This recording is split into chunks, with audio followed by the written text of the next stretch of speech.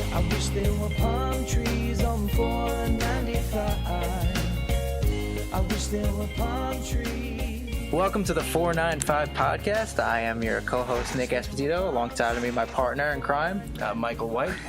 And today we have an awesome episode, and I'm very excited to invite this guest on. And it's the team behind our newest website, our newest addition to the Greater brand, and that's Carl Corry from GreaterMariches.com. Carl, how are you? I'm doing great. Thanks for inviting me. Of course. So Carl and his wife Angela took the helm and launched Greater Mariches in partnership with Greater Long Island Media Group. 34 days ago? Something like no, that? actually, it's a month today, I think. Wow. And how many views? We're at about almost 40,000. Almost 40,000 views. That is by far. This is the fifth website under the Greater brand. That is by far The best debut. the best debut. I think the second closest was Bayshore. I think we did about 25,000. Yeah, I think Port Jeff was pretty close too, because we had one story that we wrote about DP Dough. DP Dough. Yeah, DP Dough, the calzone place, and it had like 15 to 18,000 views in a month, which helped the website a lot. Yeah, I think same thing in Bayshore. We broke the news that the owners of Verde Kitchen and Cocktails, Andrew and Anthony Tartaglia, were going to open Coastal, which has since been open, and it's a huge hit. Yeah, one of my but we favorite places, too. Yeah, the place is awesome, but we broke that story for Bayshore, and if we did 25,000 views that month, 15,000 came from that one Yeah, story. You know? exactly. You guys have a lot more balance. Obviously, you had some big things happen.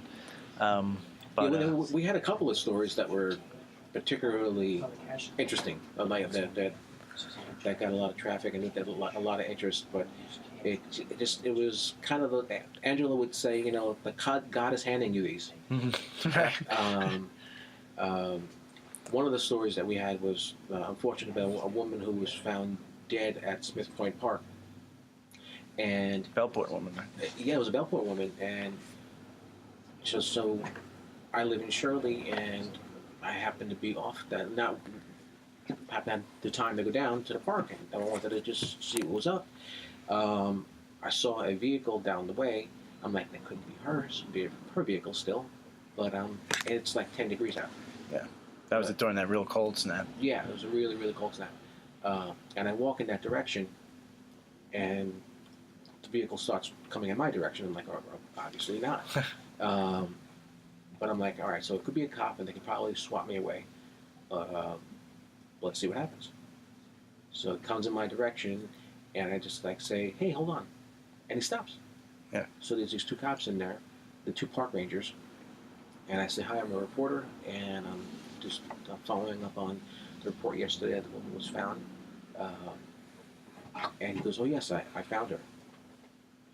I said, oh, okay. Can you tell me what happened? And he describes what happened. And basically, according to him, it's not an official medical examiner's report hasn't come out. Sure, which we note. Right. Attributed to him. But according to him, she froze. On her way back, she left her vehicle, and she was walking on her way back, and they found her on the road, the main road, toward the main entrance. Yeah, and Greater Mariches was one of the first to break that story, about what actually occurred that night. We were the only ones. Yeah. Yeah. So no one else. I mean, there are people that may have said it afterward. I don't even know if anybody actually did report that. I think with that story, because there was no criminality, perhaps like the big outlets just rewrote the public information release from the police and just moved on with their lives. Which is so wonderful about what we do. You live in the community, and there's a lot. It's a different angle that you take when reporting on something that's happening down the block from everyone about someone's potential neighbor. Right. So it was like and then he was really great. I mean, my pen froze on me, and they were so nice that they actually put my pen in their heater so that I can start writing again. Wow, that's awesome. I was like, all right, so, and I was glad I had a pencil on me. Usually I'm a teacher at the same time also, and so what I tell my students is you have pens and pencils with you. Right. Because you don't know what's going to happen with your pens. And Absolutely. I had a pencil that allowed me to be able to take notes. Yeah, that was awesome, Carl, what you did with that story. Reporting on Lucharitos, That's big. the Mexican place that's coming to Santa Mariches that everyone's jacked about. I've eaten at the one in Greenport multiple times. Me too. And it was timely too, as far as national news because it was during the shutdown, And and that's they what were we having were looking trouble. for. Yeah, We were looking for the connection. So I mean, how do you make national news local? without it feeling superficial. Right. So Lucharitos, which has 2 locations and 2 food trucks, it was looking to purchase a Santa Maricia's property. It was all but a done deal, waiting for an SBA loan to go through, the signature to go through, and then there was this government shutdown. And SBA was closed, so no signatures could go through to get everything done. So we wrote a story saying, that the deal was being halted until the government shutdown was going to go through. And then we kept in contact with the owner. Mark Lamena. Yeah. Yeah. Mark, who's been great. Mark, and I shot him an email, and I said, "Hey, Mark, so is it back on?" And he says, "Yeah, actually, we decided to rent the place. So forget about buying it for now. So we're going to rent it until everything goes through." Because what happened was the woman who sold it, who was trying to sell it to them, actually had to break a lease agreement and lost thousands of dollars by doing that, and then had no tenant. Yeah. So she's losing money every month. And he said, all right, they came up with an arrangement so that he would rent it. It's a 6-month deal right now. Hopefully at that point they'll have they'll purchase it. Awesome. This way you can start moving now. Yeah, well, they're already cleaning it up and they're changing it around. They're adding seats. They're adding. It's an acre property, so it's going to be like It's not. This is not an accurate description, but it's like an amusement park almost. Like it's going to be a butterfly Exhibit. A butterfly exhibit, like at the they're garden. they're gonna. Gardens. There's going to be gardens. There's going to be. He has chickens there now. He's going to have chickens. He's going to add some pygmy goats, I think he said. When your food is taking a long time, you go, "What are you doing? Killing the chicken?" That's what they'll be doing. So they do have. So they're going to expand the garden, and they have a greenhouse as well. And he has a secret thing going on that he doesn't want to reveal right now. He told me a little bit about. But that'll be a 3rd story.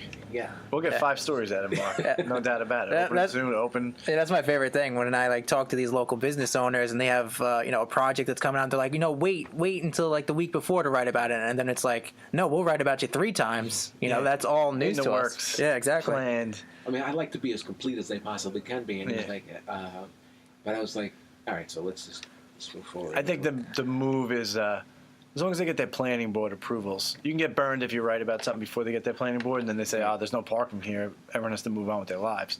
But usually after the planning board approvals come in, that's a good time to say in the works, because they've started putting signs up anyway. About time we get to it, if 1 million people have driven by these signs, if we don't get to it quick, Yeah, there's a couple of stories that I have on hold until I know that they have building, that they're getting building permits or things like that. Right.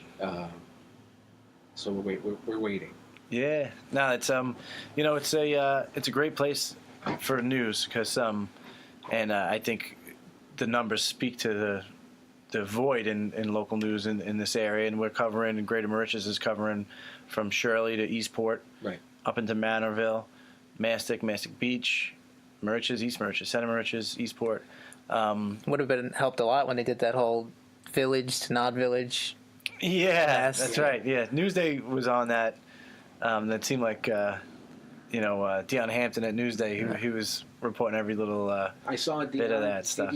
I saw him at a town board meeting, and he was like, "Hey, Carl, how you doing?" And I was like, "So you're going to be competition?" I said, "Oh well, what are you going to do?" Yeah, they're good people there. Yeah, absolutely. And you, Carl, let's get into a little bit about your background. Let's tell the listener who you are and So I've been a journalist for more than 20 years. I mean, I met my wife at the school paper at Stony Brook. It's like 90210, Steve Sanders and whoever. So they met at the paper. Actually, she didn't like me initially because I was her editor, and she thought I was too harsh an editor. And then she met my sister, and she realized that I was a human being. Your sister put a good word in? Yeah. Oh, so my sister's 12 years and my junior. So it was like, oh, okay. And she's like my third daughter. In a different way. Sure. Yeah, my brothers are 8 and 10 years older than me, so I know how that goes. In a sense. So and we've been together ever since. Wow. And how long have you guys been together? 25 years. Wow. Congrats. 25 years. That's awesome. Nick, are you 20? They've been together longer than you're alive. Yeah, I'm 24. Well, our anniversary is in April, so that'll be 25 years. Yeah. Now, have you guys ever worked together? No, because we always butted heads. Yeah. And we'll work together here and there, but we found a good balance. Yeah. And we've always wanted to do something on our own, but we didn't have. There was never a way for us to do it. And this is the right opportunity for us to do it with. It's like, sorry. So I'm not available for something, and Angela is an expert in certain things that I'm not. Like, she's a real great with SEO, and fun features and she has a really great style that I appreciate, and that people and I think readers really appreciate. She's great with social media as well, and being a mentor to young journalists. That something. I'm also a full-time teacher. Yeah. I teach at Suffolk County Community College. I'm a journalism instructor there, and that's something that's important to both of us. Yeah, awesome. Now, your background is in, you were at Newsday, News 12, where else?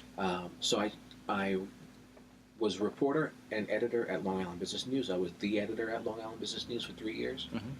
I was executive producer of News 12 Interactive for 3 years, and then I went to Newsday and switched to Newsday. It was interesting because Cablevision owned them both. So you left News 12 to go to Newsday. Yeah. Yeah.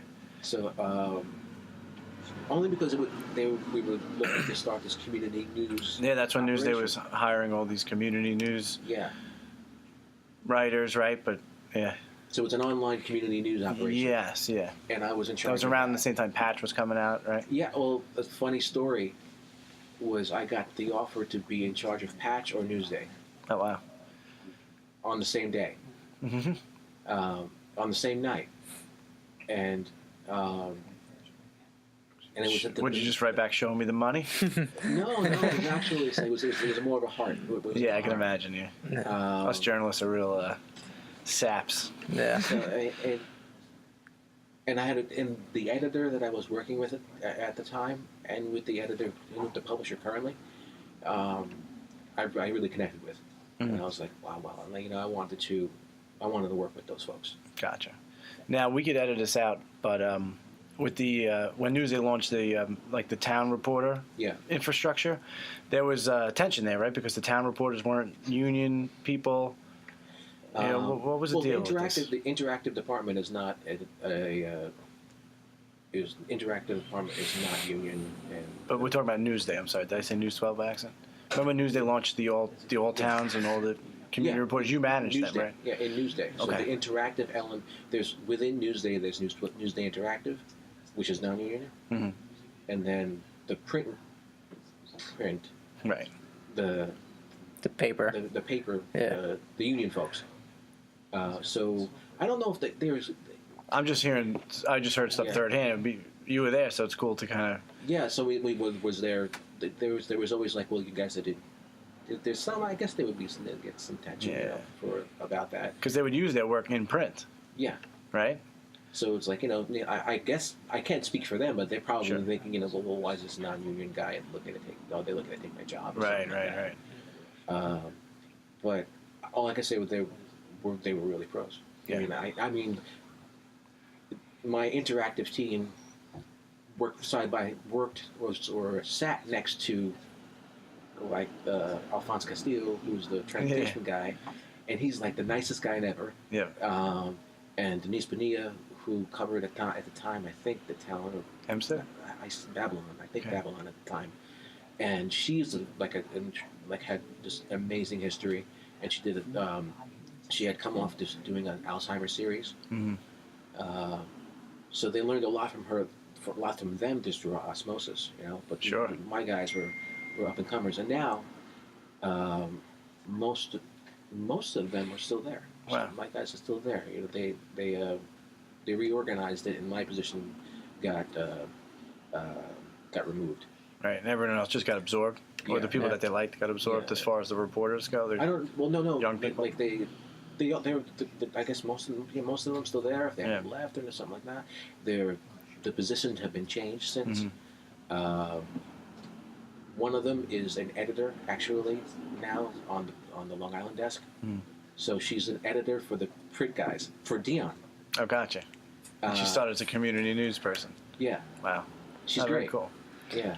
One thing about large news organizations, they like to reorganize often. So how long were you at Newsday for? For 4.5 years. Oh, wow. Maybe more than that. And you're from Long Island, right? I'm kinda. No, I was from Brooklyn. I was born in Bay Ridge, grew up in Bensonhurst, and around that area, but came back and forth to Long Island. I had 3 years of elementary school here. Also, I went to Dawnwood Middle school. It was a middle school now, but before that, before the middle schools, they weren't middle schools. They were just junior high schools. Junior high school, Yeah. yeah. So it was like Dawnwood Junior High School. Everyone's from Center H. So is this another Center Reach connection? I lived in Selden at that time. Could we just rename this podcast the Center Reach Selden podcast? Almost everyone we've ever interviewed has some This is insane. some connection to the center of I the. lived there. Yeah. I knew when you chimed in, I'm like, we got another Center Reacher here. And then I moved back to Brooklyn and came back in my senior year of high school to Sachem. I graduated from Sachem. Gotcha. Oh, wow. Very good. So now, when you had said about this opportunity here with Greater Merchers, if we could just enlighten the listener. So basically, Carl and Angela have teamed up with us at Greater Long Island under a new structure, contract agreement, where basically they run the sites as executive editors, and we supply a lot of the other support. Infrastructure. Yeah, a lot of infrastructural support. And again, that sounds like it's great as far as what you guys do, because you both work. You have kids and a lot of responsibilities, and it's nice to lean on us when you're going to need to. Yeah, and I mean, if I hear of something, I pass it on to you, and vice versa. So I think that has worked out. And we have 2 kids, and they're both in the William Floyd Middle School. Yep. That was another good post you did from the American Idol contest at William. Yeah, they had a I forget what that is. It's something Idol, Music Idol. Yeah. And then my daughter happened to be in it. I was like, usually I don't do that kind of thing. Mm-hmm. I was like, I'm there. How would I not take pictures? You have to. Well, that's the thing. Yeah. And write a story about it. I think Angela wrote a story. I forget if I wrote it or not. But so we took pictures of this. Pictures great indoors, by the way. Good work. Yeah, it was like, this is like perfect, and like the students were so good.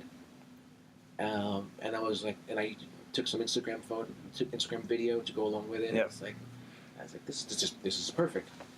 Yeah, that's why it really helps when people live and work in the communities that they're serving on a local level like this. I always said with a big organization like a Newsday, I think you want a mix of people that grew up on the island, people that are looking at the island with fresh eyes.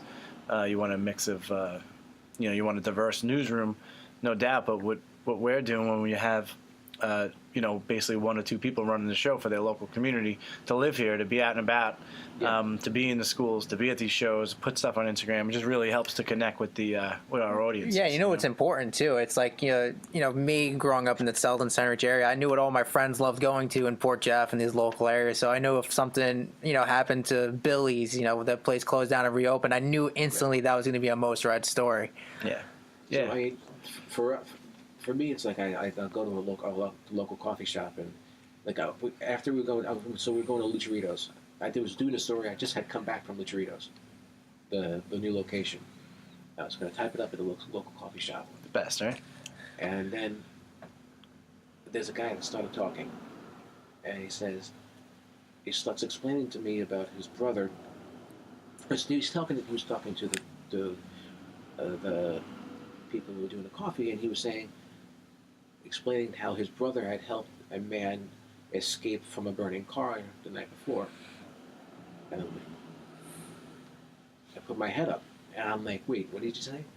you know. Yeah. So I put that aside, and I'm like, all right. So I could move away and not do anything, or I could and then continue on with my story, because who knows if that's real or not. Yeah. Or I can talk to him, and I talked to him. So and it turns out that his brother had video to show the scene, and unfortunately, there was a fatal car accident the night before on William Floyd Parkway. One person went into the back of another. They went on fire. He comes after getting bit by a dog.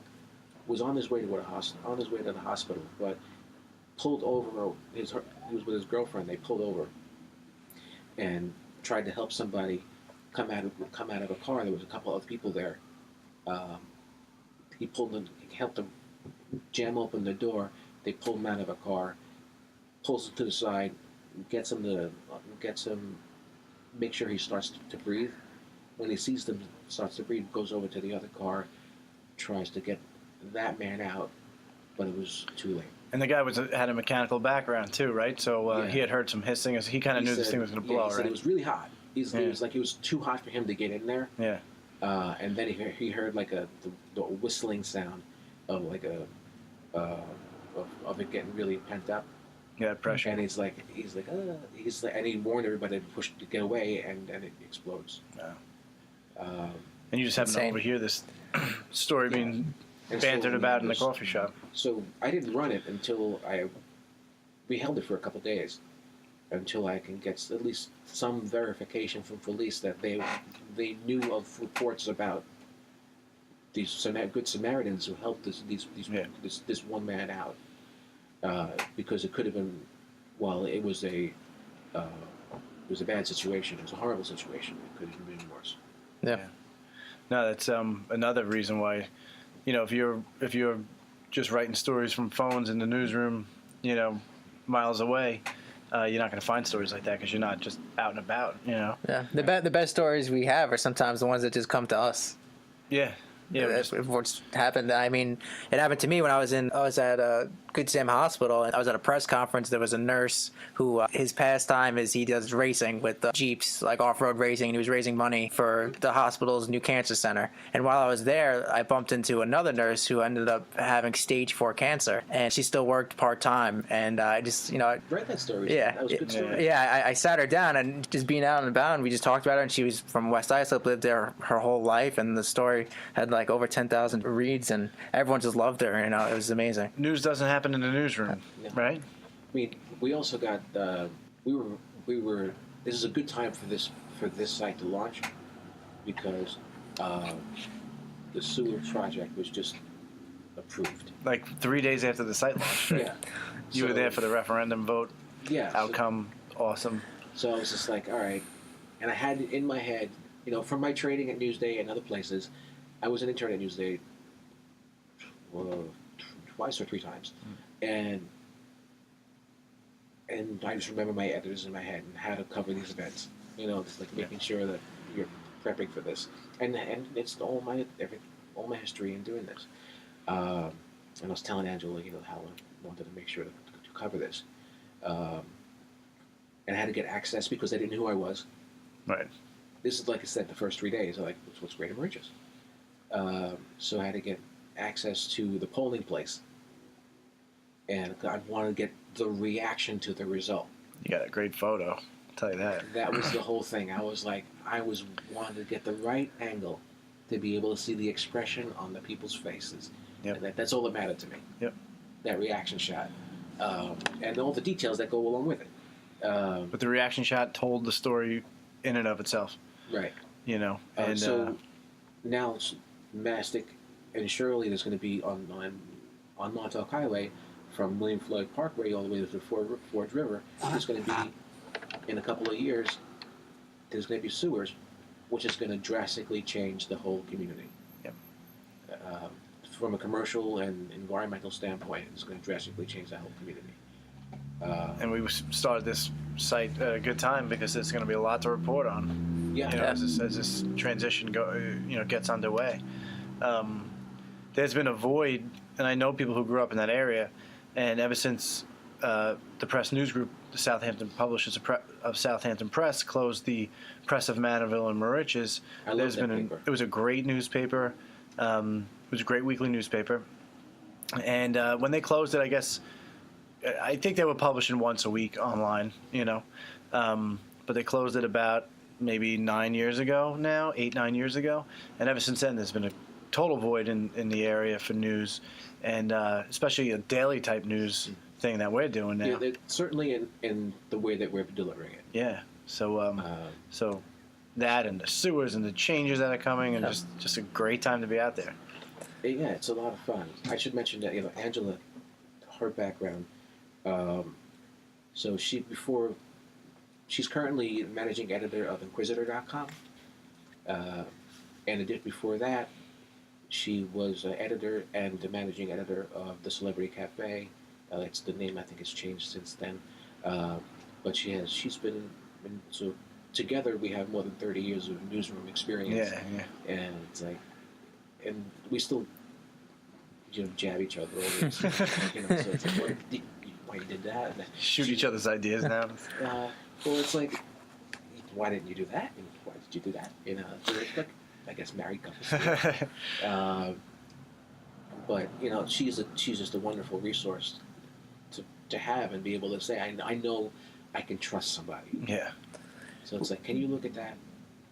Or what do you think about this? And I know that I'm going to get an honest opinion. Right. What's some of the reactions you've been getting from the readers in the Greater Moriches, area? Some of it has been skeptical, just because they don't want to know what you are. Yeah. And It's an education process. Once they see it, once they see it, they're like, wow. Yeah. This is really cool. And there are so many other things that we want to do. We want to get more multimedia based, things like that. And so, so right now we're just getting started. But Awesome. the reaction that we've gotten from the local chambers and from I would say some of the officials in the area, they've been very very supportive, making sure that we get. But it all comes down to, first, it's like starting in a new beat. Like I approached this like starting in a new beat. I went to the planning board meeting. I went to the town board meeting. I went to important local meetings like the sewer meeting. And make sure that I was there and didn't just do it afterward. Yeah. And Angela, we're starting a. I forget what we're calling it because I don't want to. We had You don't want to misrepresent. We had a couple names that were going back. It was like we're calling it like the Quick Bites, I think it is. Yeah. Oh, Nick was going crazy about that. Yeah, I loved it. I loved it. Joe's Yeah. Pizza, right? Yeah. Yeah. And people reacted like, with the local reaction, people were like, "That's awesome! I love Joe's." Yeah.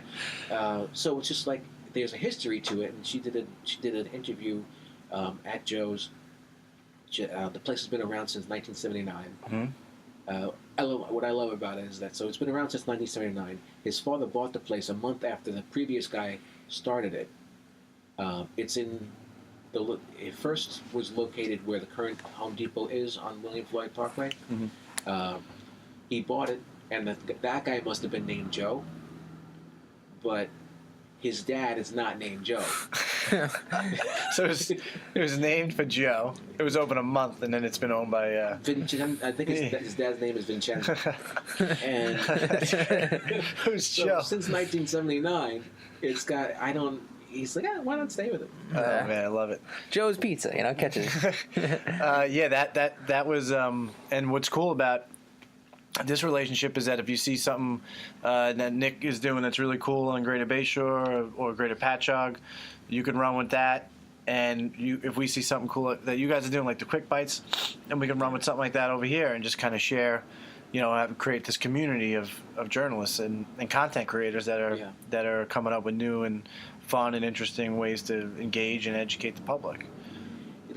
That's been fun. Like every now and then. We see something, especially if something has a regional interest. Yeah, there's a couple of things in the hopper that I want I want you guys to know about and be able to share. And things like that. you get a nice bounce, especially when things are of regional interest. Then we can share it across the board and drive even more traffic. So, no, it's just been great. Yeah, you did a lot of awesome, like you said before about national feeling local. I mean, you talked about the Amazon location coming out. You the Payless closed. Yeah, I was reluctant to go with that too. Yeah. Because it was a statement from the supervisor of the town of Brookhaven, who basically said, "Hey, Amazon, we're here." Yeah. Okay. We're still here because they appealed to Amazon a couple of years ago, too. Right, and then that went nowhere. Yeah. So it was like, all right, so we could. I was reluctant to go with it because so I wanted some context to it, and we were able to provide that. But we got we got an economist to talk about it, about the possibility of it, and we also got Kevin Law, who's in charge of the Long Island Association, the business group, the biggest business group on Long Island, and they both said it was probably no way ever that it's likely going to happen. Yeah. But at least we put it into context, because you have everybody has the opportunity to share their information. So it's almost our job to react sometimes. Sure. So you have the town of Brookhaven sharing information, putting out a press release, and that press release is being shared amongst a lot of other people, and now there's just conjecture about what that could possibly mean. Does this mean that it's actually going to happen? Well, no, it's our job to put it into context. Yeah, if you just put out the press release, hey, honey, you hear Amazon's coming to the town of Brookhaven, Yeah. But but who are we to be like, nah, Romain's a crazy person. Let's not run this at all. So you run it, you put it in. So is it possible? Maybe it is possible. It's not impossible. But I at least wanted to be able to put it in context. Right. Now we have some award deadlines that we have to submit for the Press Club of Long Island. Yeah. Which is always a good time. What's going to happen? Woodbury Country Club just sold, right? Are we having it at the Woodbury Country Club? I think we might. I said we because I'm on the board of the. Yeah, so that's what we're going to get into. So Press Club of Long Island, it's a fun night every year. We've mentioned it 4 times a podcast. Last year we won second best news website on Long Island, behind News 12's website and in front of Newsday's website. You can't say that enough, can you? Cannot say it enough. Nick was pissed on the drive home too. He's like, second place, first loser. I'm like, dude, we're going up against multi-million-dollar corporations. Let's just be happy for the night. But anyhow, Press Club is a great group. I know a couple of you guys. Chapter of the SPJ's, Society of Professional Journalists. Chapter of the Society of Professional Journalists, and we're one of the biggest in the country. Wow. Tell us about your involvement in the Press Club and why you think it's an important mission.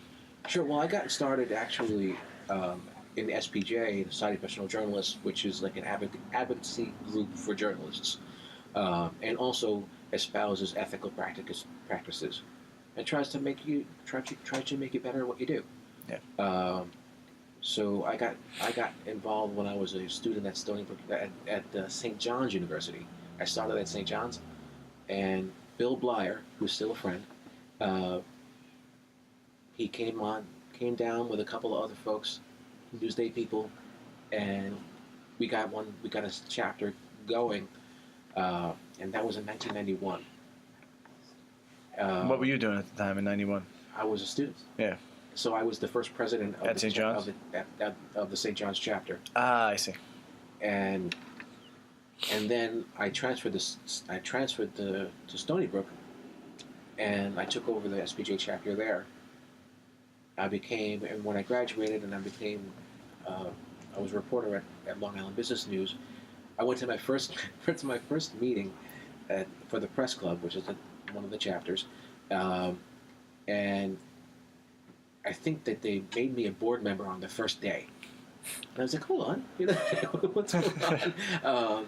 But I was like, I had some ideas and I wanted to get going. And I was excited about being participating. Eventually, I was president for 3 years, and a couple of years ago, I was named to the Long Island Journalism Hall of Fame contributor wing for my dedication to the club over. Now it's been more than 20 years on the board. Wow. And plus your time in the SBJ in college. Basically your whole entire adult life, you've been a board member of some sort of Society of Professional Journalists and we just, chapter. At Suffolk, we just launched a journalism club at Suffolk. There you go. And you're gonna be participating in our first event next week. Yes, it's 11:30 a.m. on what's the date? 20. It's 11 o'clock. To my. I saw your On the face. 27th. 27. 11 o'clock on the 27th. So we're gonna do a how to get a job in journalism.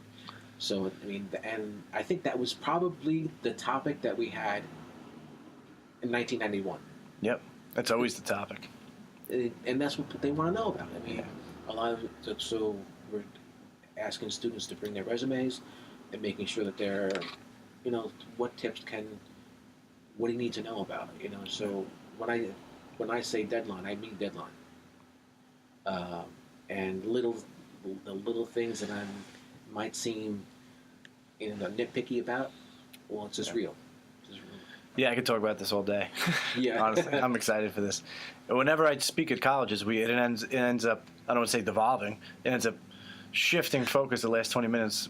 The teacher will always say, like, Mike, this is great, but if you could take we only have 20 more minutes of your time. Everyone's kind of curious about how to get a job. Yeah. And every single time it sort of ends like that. Yeah. And it's, it's basic stuff, answer your phone.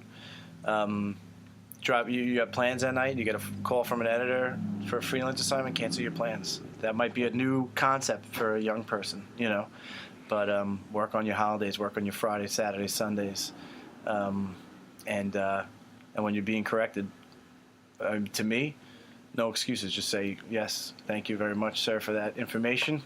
Sometimes people get so caught up in trying to explain why their mistake was made, and we just don't care, but that's after you get the job. Yeah. But yeah, no, I'm looking forward to that a lot. Thanks for asking me to go.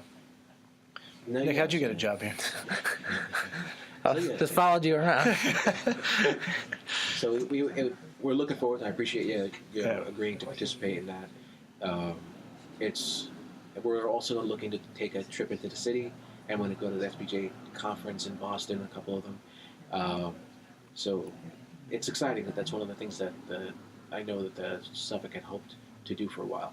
Now, how has the club evolved, and what is sort of the current issues in the world of journalism and local journalism? Yeah, I mean, everyone likes to say there's no In your- careers in journalism. Journalism is dying too, So back to the press club, you mean, right? Yeah, so it's an advocacy group at the end of the day. Yeah. What are you, at this current time, what's the sort of issues that you guys are dealing with over at the press club? Well, we had a pretty well-attended event about the whole concept of fake news and our journalists under fire. And I guess you guys, do you guys see that every now and then? Every once in a while. Yeah. I mean, every now and then. I mean, a lot Someone of called times us you become familiar with people, so they're not. Yeah. But the first time that you're dealing with them, you're more. It's more frequent than it used to be. Yeah. Than people. There's a lot of trolls out there too that just love to push their people agenda. Say, "Saw you fake news." No, so no, actually no. I saw that a lot when I used to work for News 12. I was a broadcast journalist, cameraman, and I worked in the Bronx and Brooklyn bureau. And sometimes I'll just walk around with the camera. You just get the random people out there. Fake news. Yeah. Oh, yeah. man. So I mean, we're trying to educate people about what journalism is. Yep. And news literacy is a big thing. Is a big thing. I mean, people don't.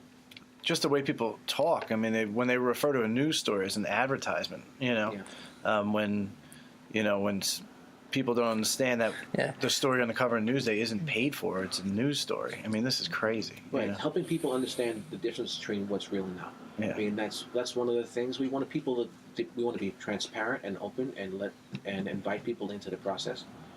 We have a bunch of different projects going on. There is we did a great project. Even it's a couple of years ago, but it's still a great project. We did a freedom of information law audit of all. Yeah, I remember this is about a year and a half ago, right? So we asked every municipality on Long Island for information that they're supposed to be able to give you without question. And you knew this.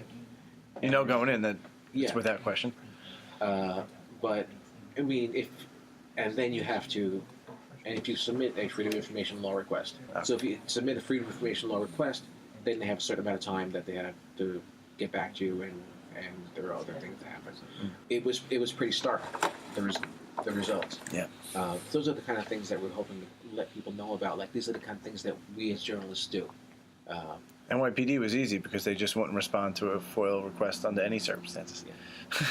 Suffolk, I mean, to be fair, Suffolk is more open than Nassau is.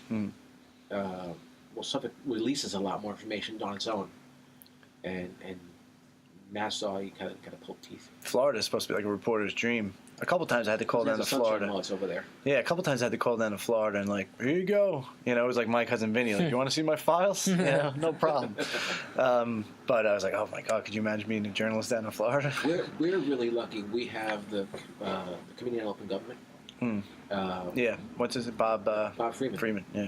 He's still there because he's always like. I talked to him last week. Yeah, he's great. Really. It was last week or the week prior. We're actually among the. He's coming down. We're going to have an event with him in late March at Hofstra. Oh, cool. And you were just on a panel yourself, right? I'm gonna tomorrow. Oh, it's tomorrow. Okay. On balancing family and work. Yeah. Yeah.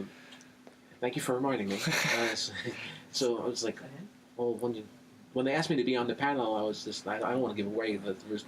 I was like, so it's pretty much a sprint, Yeah. Because one of my daughters is at the Gateway a lot, so she goes on weekends, and my other daughter's in karate. So, and then I'm in between meetings, and Angela's in between meetings, and she's got regular work and other work, and so we're trying all right. So how do we balance all this? It's amazing that we did. Never mind cleaning the house and keeping things organized. But this raking the leaves. This is like a dream to us that we wanted to be able to accomplish for the longest time. Yeah. So I seen Angela's eyes light up, and when I see that to me it's like as an opportunity to be able to do something in a creative manner that maybe she hasn't done in a different way. Yeah. I was like, all right, so that's worth it. Awesome. Well, anything else you got for Carl while he's here? What has been your favorite part, maybe, of being a part of the greater brand? I think people have been really inviting. It's been great to work with you guys. Mike's been fantastic. Oh, thanks, Carl. You too. Yeah, and so I'm just looking forward to seeing how it grows. Yeah. I want to. Right now, we're just at the beginning, and I have a vision, and I think that you do too, about where it can go. And right now, we're just just right there. You will become the go-to news resource for your area. Yeah. You know that. That's going to happen. And we're looking to take on interns in the summertime. Angela, like I said, is amazing when it comes to interns. She's an organizational genius. So we're hoping to bring some in. We've had some schools already reach out to us because she's organized internships in other areas. No, that's a skill that not many people are good at. My old company, we just barely could take on interns because no one knew how to manage them. No, she's really great. She's great at it. And it's fun too. Like, not to change your subject, but when you said you're at the tip of the iceberg, it's such a good time, like coming up with like new concepts, ideas, see which ones kind of resonate with people. Yeah. Sometimes the things that you don't think will resonate do. Sometimes you think something that's going to go crazy. Doesn't. I have a personal interest in history, and some people love it, but some people don't. Yeah. Just like our history posts have historically always performed well. Yeah. Like I don't think we've run one history post that didn't do well. Plus the then and now photos go crazy. Yeah, you've been doing then and now, as you said, right? You're getting ready. I don't want to give away the. Cut. No, I got an interesting story coming up that I talked to Barbara Russell, who's the Brookhaven historian, and she was telling me about one place in our area that has an interesting history, and she gave me a couple of photos to go along with it. We'll leave it I was at like, that. Yeah. Thank you. I can't wait till we all hang out at Greater Moriches at Smiths Point and just kind of hang out watching the waves and the beach. Yeah, Give that us a sounds reason good. to go there. They'll have a story meeting over on the beach. Yeah, exactly. Yeah, you're welcome to come anytime. Awesome. Carl, thank you so much for having It's my pleasure. This is awesome. for having us. Thank you so much for coming down. To our listeners, this is the another episode of the 495 podcast presented by Greater Long Island, and have a nice day. Strongest that I've ever felt before. In my current state and in these days of war, we must grow together or the end is near. Thicken up your skin and loosen up your fears. I've been waiting through my limitations, choosing to move.